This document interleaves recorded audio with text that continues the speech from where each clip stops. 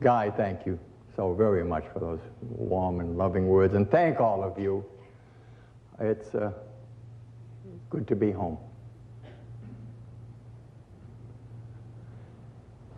Back in 1942, before most of you were even born, our nation was involved in a very mortal struggle called World War II. I enlisted at the tender age of 19, and after about a year and a quarter of very tough training, I received my Silver Bombardier wings and my lieutenant's commission in the Army Air Force. I was actually an officer and a gentleman 10 days before I could vote. Soon afterwards, I was assigned to a B-24 Liberator crew. And after several months of very tough and intensive training in the deserts of the Southwest, we finally one day flew our plane across the country and then across the North Atlantic. And we landed in a tiny little town with an airport just northeast of London. From that base, near the village of Tibenham, I flew 30 combat missions over Germany. My bomb group happened to be the 445th Heavy Bombardment Group, which was also Jimmy Stewart's group. I flew with Jimmy.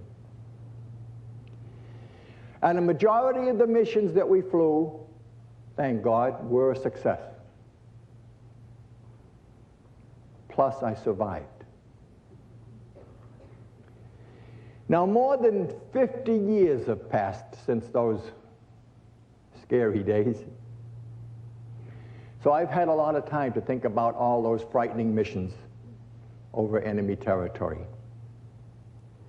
And long ago, I became convinced that the prime reason that we reached so many targets so often was because we had been briefed so thoroughly before each mission. Hours before dawn, usually around 3 o'clock in the morning, a gentleman would come into our Nissen hut. He slept 12 people. He'd have a clipboard and a flashlight, and he'd walk along in the dark, and he knew where everybody slept by the clipboard. And he'd just lean over and take his shoulder and shake it and say, "Lieutenant, briefing is in 45 minutes. And then he went on to the next, and he wasn't coming back. You better get up. So what we would do is dress, go to the mess hall and gulp some food, and then go on into the large briefing room, and everybody who was flying a combat mission that morning would sit down with their clipboards and take notes and gather all the information we could about the mission and our target for the day. Very brilliant people did this briefing. Give you an example, and I didn't realize this until I was living the life there. One morning, I was drawing coffee out of the big urn in the mess hall when I had a book in my back pocket of my heavy jacket, and I felt the book leaving. And I turned around angrily, but then saw it was the Major of Intelligence, Major or Lieutenant Colonel, I forget what he was, Donald Clapper.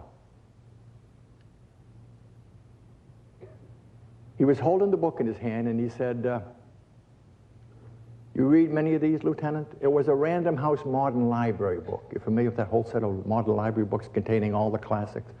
I said, "Yes, sir. I'm trying to read my way through the whole set of them." I said, "I hope someday to be a writer," and I figured there's no better way than to get some real background by reading the classics.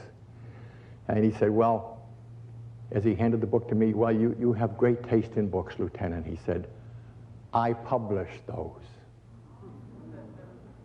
Well, when I got to my seat with my coffee and my tray, I sat down and I flipped open the book. I said, "Sure, he does." flipped it open, and there on the inside page it said, "Published by Random House, Modern Library, Bennett Cerf, Donald Klopfer, Robert Krause. He really owned Random House with Bennett Cerf. And he had said to me, as he turned and walked away, maybe someday I'll publish one of your books. And I didn't think about this until a couple of months ago, but The 12th Angel, the last book, is published by Fawcett. Fawcett is owned by Random House. Of course, Mr. Klopfer is not around anymore. Too bad. I would have enjoyed sending him a little note. So very brilliant people did the briefing. And actually, briefing is the wrong word to describe all the instruction that we received in the morning. In specific detail, we were told the route to follow to get to the target, what to do, what to avoid. We also were instructed as to what the weather was going to be when we took off, what the weather was going to be along the way, what the weather would be at the target, how much cloud cover we had at the target, the wind velocity at the target, and what kind of opposition we could expect from the ground, the anti-aircraft on the ground, and from fighter planes coming out of the clouds at us. In short, by the time we lifted off in the dark of the morning, we had been thoroughly prepared to reach our goal. And I'm really certain that that explained how come most of us survived. Well, in a way, all of us are on a mission right now, aren't we? A lifetime mission, where our target is success, financial security, happiness, peace of mind, love, self-esteem. And those goals, they're pretty much the same for all of us, no matter what our age may be, no matter what our current status may be. Am I correct? We all have the same goals. Unfortunately, and unlike the combat crews, no one ever briefed us on this long mission called life. No one ever told us what to do, what to expect, how to act, how to deal with the best way to get to the target, and what to avoid. May I be your briefing officer? After more than a quarter of a century of talking about success and writing about success, will you let me try to give you some specifics tonight on what to do and what not to do in order to reach your goals?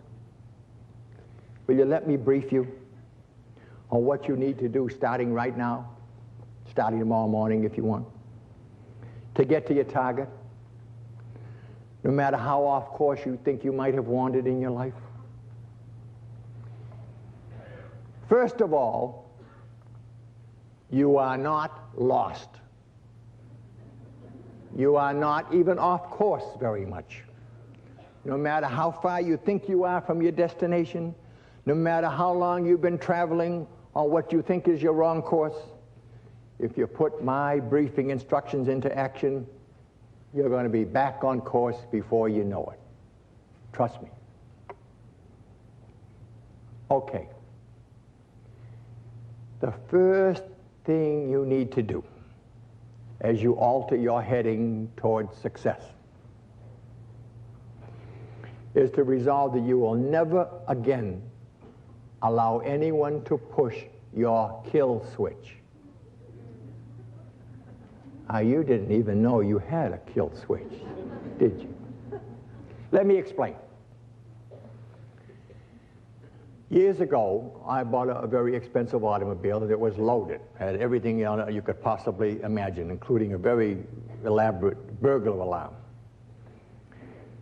The salesman also told me I had one other gimmick. Not only had a burglar alarm, but they had installed a kill switch. And knowing he was talking to a dummy when it comes to mechanics, he very carefully and slowly explained to me what the kill switch was. It was a little button under the carpet on the driver's side.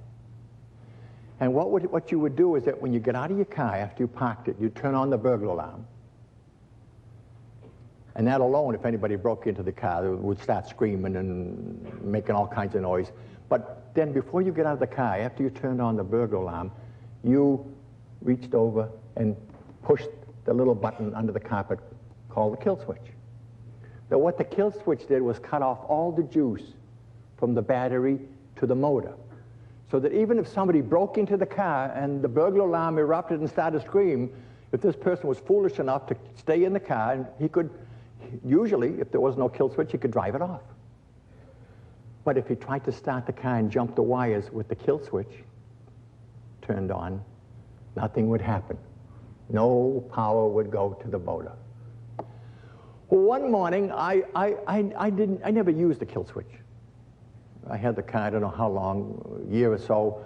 And one morning, I went out, I had an errand to run, and I was in a hurry, and I turned the key, and nothing happened. It cranked over and stuff, but nothing happened. I couldn't get it to start. So I finally went in and I called my salesman at the dealers, and I told him what happened. He said, Og, did you turn on the kill switch? And I said, what? He says, the kill switch. Don't you remember we installed a kill switch in your car? And he said, it's somewhere in the front underneath the carpet. He said, you probably accidentally just tapped it with your foot and put it on. He said, go look. So I went back and looked. I couldn't find it. He said, sit tight. I'll be there in 15 minutes. He knew the dummy couldn't do it. So he arrived, and he took the whole carpet out of the left front seat under the driver, and over in the upper, right up near the accelerator, there's the little kill switch. And he pushed it, and then he said, turn the key. And I turned the key, and the motor started.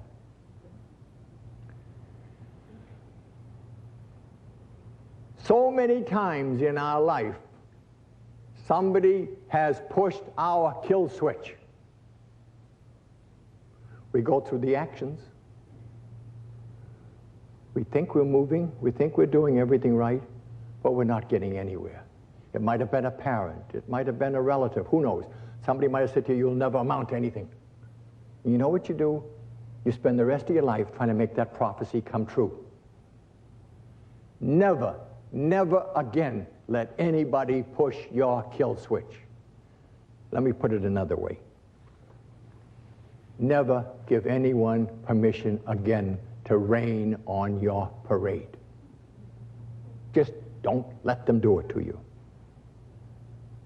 Next,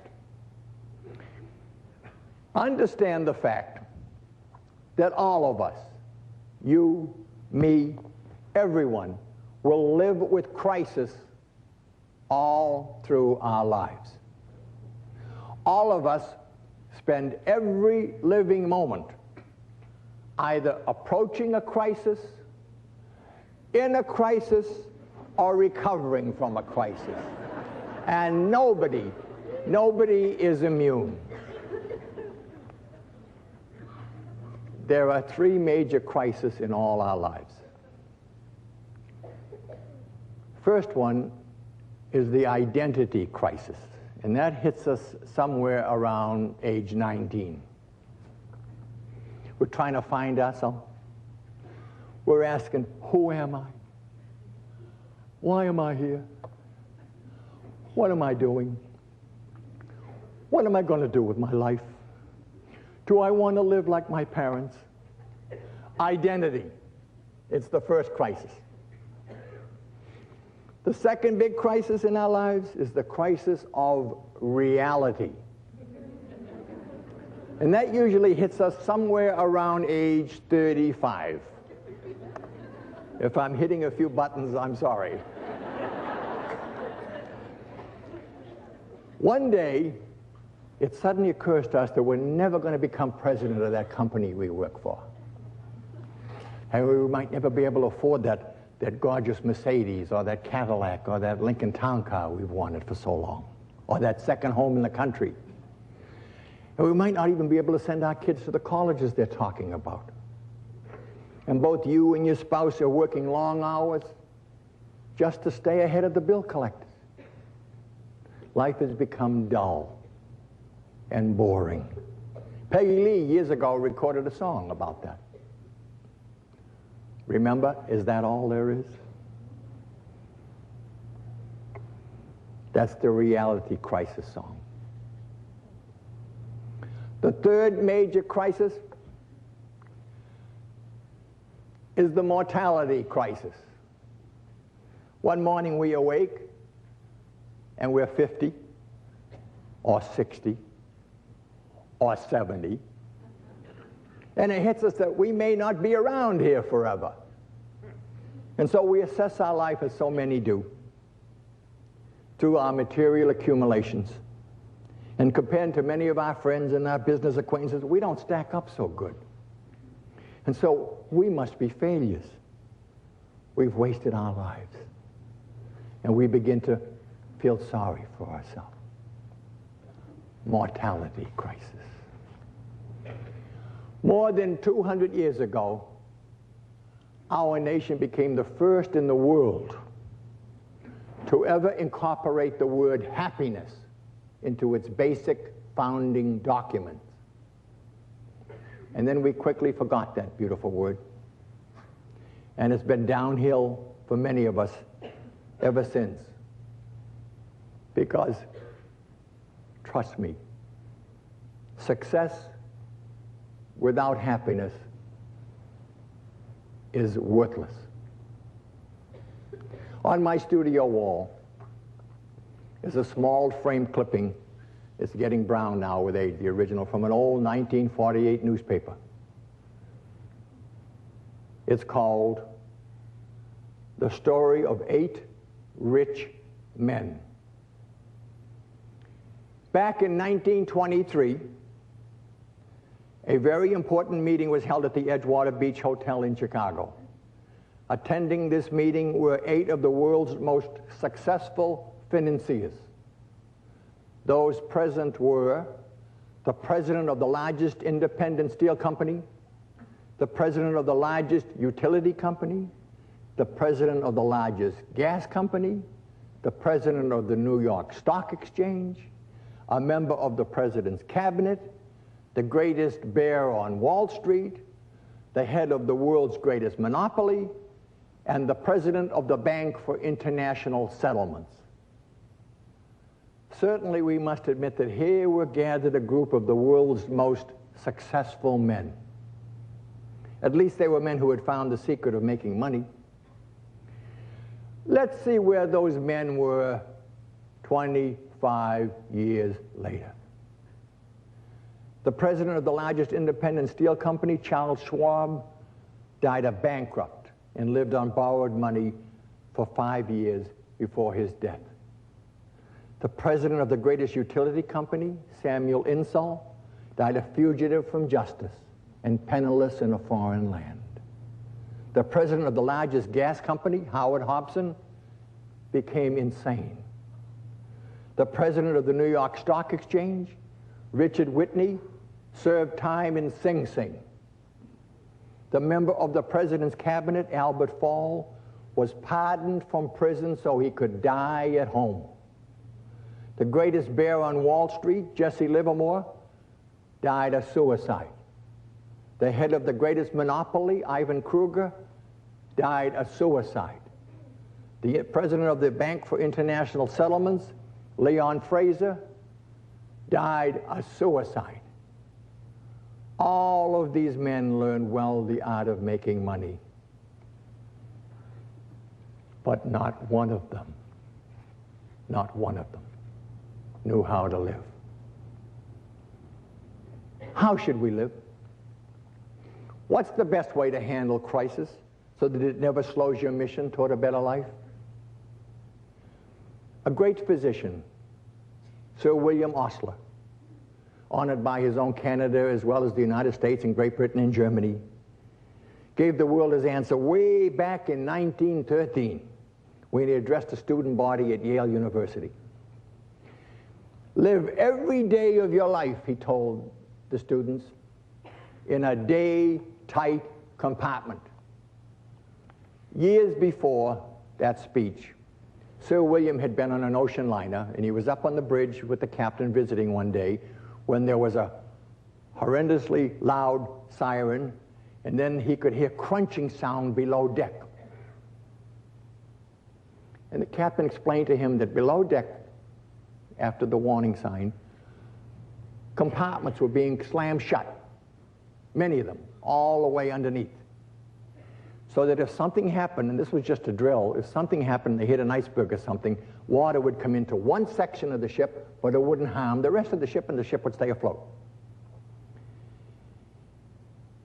Even if the Titanic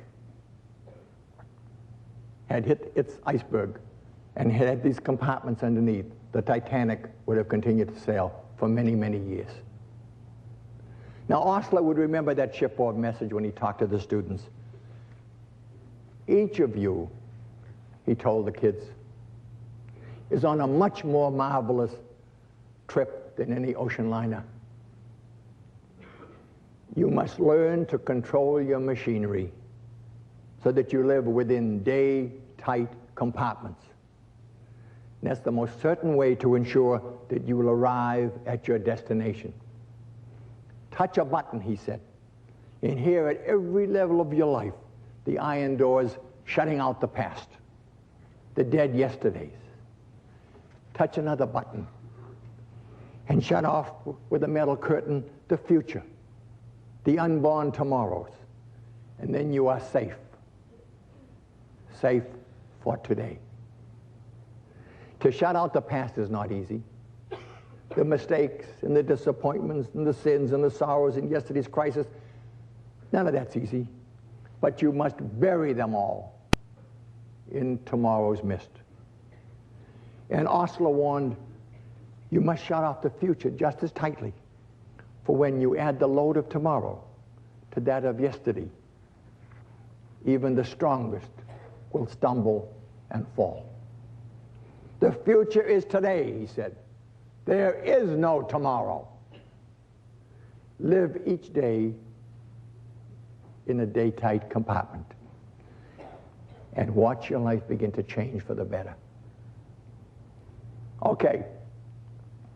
So far, my briefing has been only to get you back on course in case you've drifted off a little bit. Now, to get you to your target, to reach your goal, you've got to remember just one little word. Give. G-I-V-E. Give. Give all that you are able to give, and then some, during all those hours that you're pursuing your career in your day-tight compartment. The greatest secret of success was given to us 2,000 years ago in the Sermon on the Mount, when Jesus told us, among many wise things, whomsoever asks you to go with him 1 mile, you go 2. Give. Give. No matter what you're doing for a living, no matter what you're doing, resolve that starting tomorrow, you're going to do more than you're expected to do. Work a little harder. At your desk, behind the counter, doesn't matter where. And if you're making sales calls and you usually quit at 5, stay out there for another hour. Keep on until 6. No matter what you're doing, do a little more than you're getting paid to do. Now, it may not make you very popular with your peers because the name of the game today seems to be to do as little as possible for the check you get. But the heck with them. Don't worry about that. Just do a little more than they're paying you to do. And if you did this for 1 month, and then another, and then another, you tell me your life wouldn't change for the better. What can it cost you? Try it. Give. And when you're off the job, continue to give. Give with no thought of any reward. You won't have to look far to find someone who needs your help. Give. Please, give. This high-class name for this giving without any thought of any reward is, it's called altruism. And it appears that those who give unselfishly to others with no thought of any reward, they seem to suffer less stress, less depression, and they seem to enjoy life a lot more. And we don't quite understand why. Even more amazing, Several bright minds are currently researching longevity, and they have come to believe that while we are in the process of helping others unselfishly, our body seems to release that pain-relieving chemical called endorphins, which runners identify as the element that produces a runner's high. Something happens chemically to your body, we don't quite understand what it is. But give. Many years ago, Oscar Wilde wrote a fable touching on this very special kind of giving, this very special kind of love, this love that has no price tag. High above a city on a marble column stood the statue of the Happy Prince. The prince's entire body was covered with little gold leaves. And he had 2 sapphires for his eyes and a huge red ruby on the hilt of his sword. And the townspeople were so proud of their prince, they would walk by in the day and wave up at him and shout to him and sing to him. They loved their happy prince. And one day, a little sparrow who had delayed his trip south a little bit too long because winter was very close, stopped at the feet of the prince to rest. And he closed his eyes and tried to sleep. But the little bird was unable to sleep because the prince was sobbing. And every time the little bird would doze off, the sobbing would wake him. So finally he flew up and landed on the prince's shoulder and said, "Why are you crying? You're the happy prince. You're supposed to be up here enjoying life and happy. Why are you crying?" And the prince said, "Little bird, they put me up here so high above the city, but from up here I can see all the pain, all the suffering, all the hunger, all the terrible things that happen in my city. How can I be a happy prince up here?" And then he said, "Little bird, will you help me give myself away?" And the little bird said, "Yes, I will." The little bird then removed one of the prince's sapphire eyes and flew it down into the city and left it in a cold room with a young mother and 3 children, and they had no food. And the sparrow flew out the window and went up to the little prince again, removed the other sapphire eye, and carried it down into the city and left it at the feet of an old veteran who had no place to live. And then he went back up to the prince, removed the ruby for the prince's sword, brought it down into the city and left it at the feet of a little match girl. And then one by one he removed all the gold leaves from the prince's body and took them down into the city and left them with the poor, with the indigent, with the hurting. And then the cold blasts of winter came. And of course by then the prince had no coat to protect him from the cold, and his little leaden heart cracked. And the little sparrow was unable to protect himself either from the cold, and so the little bird died. And one day God looked down at this special town and said to his angels, "Go down there and bring me back the 2 most precious things in the city." And when the angels returned, they were carrying the broken leaden heart of the prince and the body of a little dead bird. Give. Give. Please, give. Give and grow.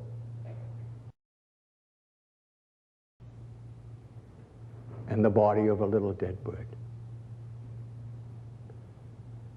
Give. Give.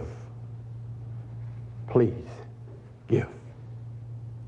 Give and grow. So what have you learned from your briefing so far? Well, for starters, now you know that no matter how much you've wandered off course, you can still get back on course in a hurry. And never again are you going to let anyone push your kill switch. Never again will you give anyone permission to shoot down your dreams or rain on your parade. And crisis, there's always one to deal with. It's just as much as part of life and just as common as eating or sleeping. But you know how to cope now. You're going to start living each day in its own little day-tight compartment. Don't think about yesterday and don't think about tomorrow. You're going to begin shutting out those yesterdays with all their petty problems and all the mistakes and disappointments and failures and sorrows and tears. And you're going to bury them deep in the oblivion of the night. And tomorrow, there is no tomorrow, Osler told us. The future is today. The future is now. This day lived earnestly, intently, without a forward-looking thought, is the only insurance we have for the future. Our old friend Robert Louis Stevenson agreed. A long time ago he wrote, anyone can carry his or her burden and troubles, however hard, until nightfall. Anyone can do his or her work, however tedious, for one day. Anyone can live sweetly, patiently, lovingly, purely, till the sun goes down. And that is all that life really means. And now that your life is under control, how do you move towards your target? Of success and happiness? You're going to go the extra mile. You're going to give more than is expected of you, day after day, wherever you are. At work, of course, but also away from work. You're going to give of yourself with no thought of any reward. And watch your life fill with sunshine. Trust me. Now, as you're moving along, right on course, there are a couple of pitfalls you've got to guard against. Way back in the 1930s, a fantastic, tough lady newspaper reporter named Dorothea Brande, B-R-A-N-D-E, wrote a magnificent book called Wake Up and Live, exclamation mark. After all these years, it's still available in paperback if anybody's interested. Wake Up and Live. In Dorothea's book, one of her chapters really blew me away the first time I read it, and it still does. She warned us all about hiding behind busy work.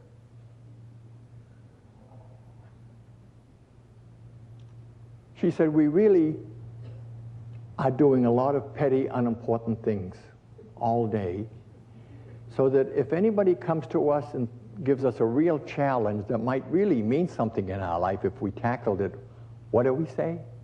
Gee, I'd like to take care of that, but I'm just too busy.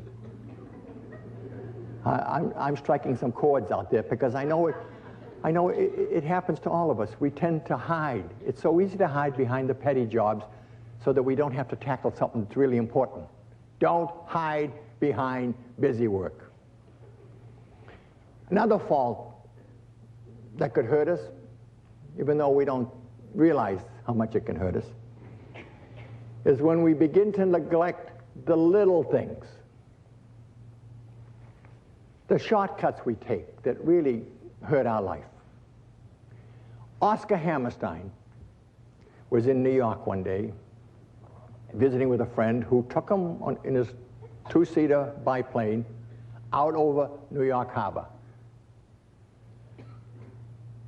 And when they got to the Statue of Liberty, his friend went lower and lower until they were circling right over the lady's head.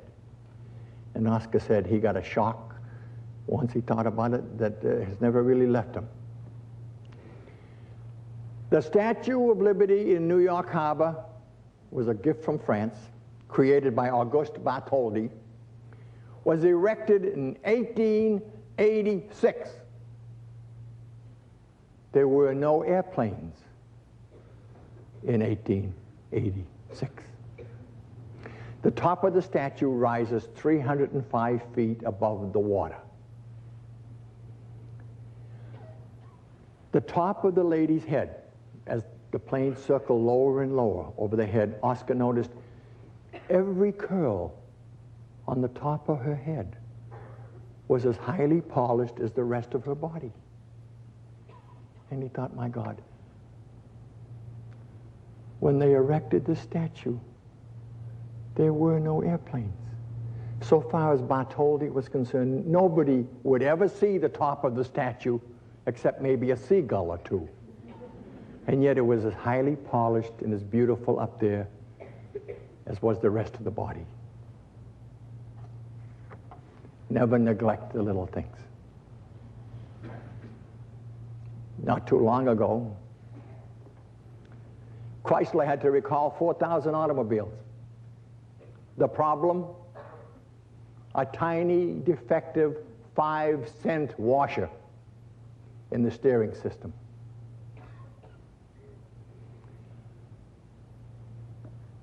And probably the most important mission in your life is that you should do nothing ever that you would have to apologize for doing to those you love. Easy rule. Just do nothing you ever have to apologize to those you love. There's an old poem I've been carrying around for years. It drives that point home better than anything I could ever say. It's called The Face in the Glass. When you get what you want in your struggle for self, and the world makes you king for a day, just go to a mirror and look at yourself and see what that face has to say. For it isn't your father or mother or wife whose judgment upon you must pass.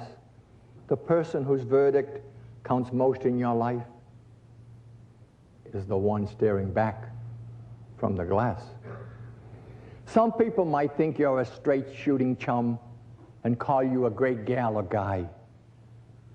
But the face in the glass says you're only a bum if you can't look it straight in the eye. That's the one you must please. Never mind all the rest. That's the one with you clear to the end. And you know you have passed your most dangerous test if the face in the glass is your friend. You may fool the whole world down the pathway of years and get pats on the back as you pass. But your final reward will be heartache and tears if you've cheated the face in the glass. Many years ago, on a long stretch of 30 miles of white beach, an old man kept trudging along, reaching down, picking up a beached starfish and throwing it back in the ocean. And he'd go a little further, and he'd pick up another starfish that was up on the beach and throw it back in the ocean. And he kept doing this until a young jogger came along. And the young jogger stopped and watched him for a while and finally said, "Old man, what are you doing?" And the old man turned and said, "If the sun comes up and shines on this beach, these starfish will all die. I'm just trying to throw them back in the water to save their life." And the young lad said, "Sir, you're wasting your time. There's 30 miles of beach. There have got to be millions of starfish beached. Do you think you make any difference at all?" And just then the old man reached down, picked up another starfish, and flung it back out into the water, and turned to the young man and said, "I made a difference to that one, didn't I?"